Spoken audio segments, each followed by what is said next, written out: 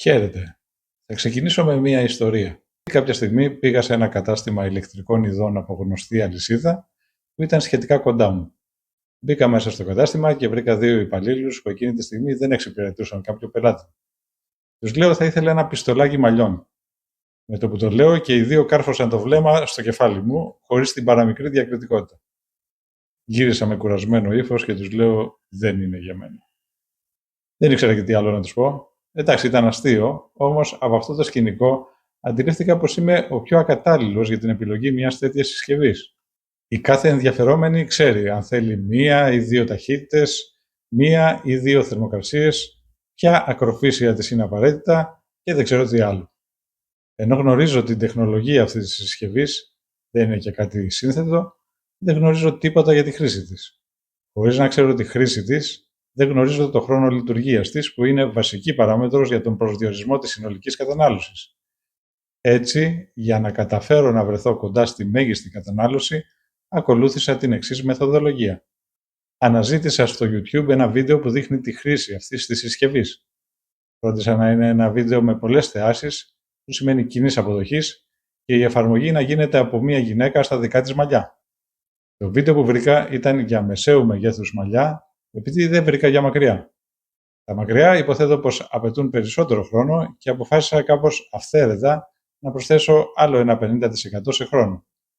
Η περιποίηση των μαλλιών με το πιστολάκι περιέλαμβανε το στέγνομα και την κόμωση. Το δεύτερο βήμα ήταν να χρονομετρήσω το συνολικό χρόνο χρήσης του, αφαιρώντας τα διαστήματα που ήταν σβηστό. Έπειτα, πολλαπλασίασα το σύνολο του ενεργού διαστήματος, υπολογίζοντάς το σε ώρες με την ισχύ της συσκευής.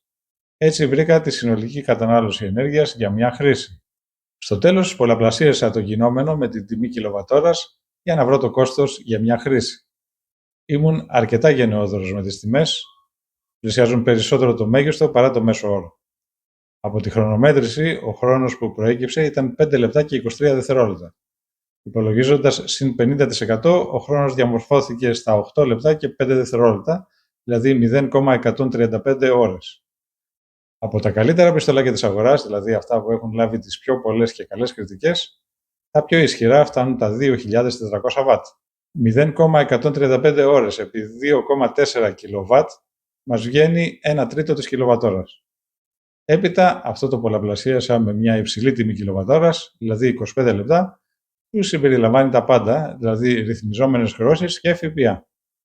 Από αυτό πρόκειψαν 8,1 λεπτά του ευρώ για κάθε ολοκληρωμένη χρήση της συσκευής, δηλαδή ένα ποσό που αν το έβρισκες στον δρόμο δεν θα έκανες καν τον κόπο να το μαζέψεις. Αν η χρήση γίνεται καθημερινά, πράγμα ακραίο, αυτό θα ανεβάσει τον συνολικό λογαριασμό ρεύματος κατά 2,43 ευρώ το μήνα. Επαναλαμβάνω πως αυτό το ποσό προέκυψε με γενναιόδωρα στοιχεία. Τα πιστολάκια μαλλιών ξεκινούν από τα 800 W, δηλαδή το 1 τρίτο της ισχύως αναφοράς που υπολογίσαμε. Και οι τιμές κιλοβατόρες μπορεί να ξεκινούν από τα 18 λεπτά. Πράγμα που σημαίνει πως το μηνιαίο κόστος για το πιστολάκι μπορεί να είναι χαμηλότερο ακόμα και από 60 λεπτά του ευρώ. Νομίζω πως θα πρέπει να είμαστε πολύ μίζεροι για να κάνουμε περίκοπες στη χρήση αυτής της συσκευής για ένα τέτοιο ποσό. Στο κανάλι θα βρείτε βίντεο που προσφέρουν λύσεις με σοβαρή εξοικονόμηση, χωρίς να υποβαθμίζουν την ποιότητα ζωής. Ο λόγος που αυτή η συσκευή καταναλώνει ελάχιστη ενέργεια, παρά τη μεγάλη ισχύ, είναι το πολύ σύντομο διάστημα της λειτουργίας της. Έτσι λοιπόν, αφήστε τις κυρίες να φροντίσουν τον καλοπισμό τους. Μικρές και μεγάλες το έχουν στα γονίδια τους και δεν υπάρχει λόγος να τους το στερήσουμε. Η εναλλακτική να πηγαίνουν στο κομμωτήριο θα στοιχήσει τουλάχιστον 40 ευρώ για μόλις μία κόμμωση και δεν συζητάμε αν τις αναλάβει κάποιος επώνυμος. Αυτά από μένα. Αν θέλετε να προσθέσετε κάτι ή έχετε κάποια αμφιβολία για τους υπολογισμούς, παρακαλώ στα σχόλια. Ευχαριστώ για την παρακολούθηση.